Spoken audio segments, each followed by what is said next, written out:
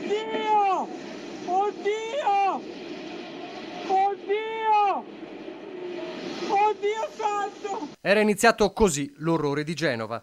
11:36 di un giorno piovoso, quel grido disperato mentre il Ponte Morandi, in piedi da 51 anni, crollava come in un film, portandosi dietro 43 persone, morte in un'apocalisse di cemento, ferro e cavi, mentre tutto intorno lo scenario diventava surreale, prologo terribile a una inchiesta con 74 indagati.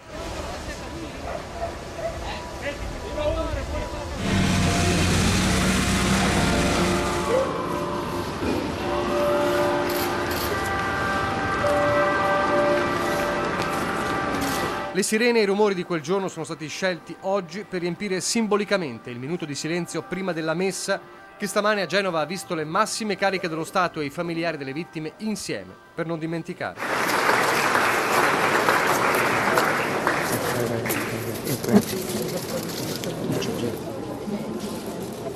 Vigilia del Ferragosto di un anno fa, lo schiaffo della tragedia che colpiva tutta Italia e anche il Veneto. Vincenzo Licata, Vicenza.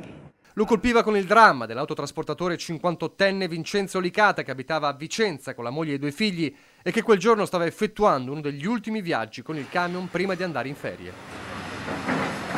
Lo colpiva con l'impegno dei vigili del fuoco veneti, in particolare una squadra partita dal Trevigiano di specialisti nei soccorsi sotto le macerie.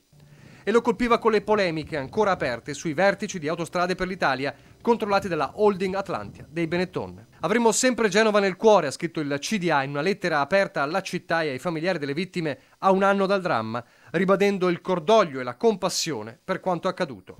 Non è bastato evitare che le stesse famiglie chiedessero e ottenessero stamane che i vertici e i manager di Autostrade arrivati alla messa lasciassero l'area delle celebrazioni prima dell'inizio.